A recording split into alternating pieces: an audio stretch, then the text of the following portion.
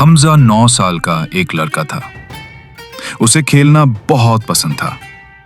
ہر وقت دوستوں کے ساتھ کرکٹ یا ویڈیو گیمز میں مصروف رہتا۔ امی جب بھی نماز کے لیے بلاتی وہ کہتا، امی بس 5 منٹ اور۔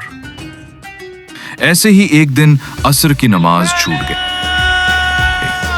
اس رات حمزہ نے ایک عجیب خواب دیکھا۔ وہ ایک اندھیری جگہ میں تھا، ہر طرف خاموشی تھی۔ پھر اچانک ایک روشنی نظر آئی۔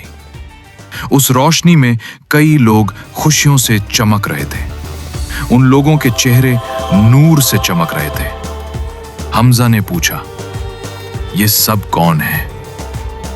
ایک بزرگ شخص نے جواب دیا، یہ وہ لوگ ہیں جو دنیا میں وقت پر نماز ادا کرتے تھے۔ اللہ نے انہیں جنت کا وعدہ دیا ہے۔ حمزہ گھبرا گیا اور پوچھا، اور میں؟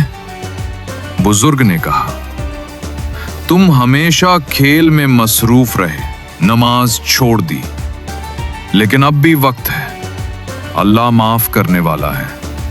اچانک حمزہ کی آنکھ کھل گئی۔ اس کا دل زور زور سے دھڑک رہا تھا۔ اس نے فوراً اٹھ کر وضو کیا اور پہلی بار تہجد کی نماز ادا کی۔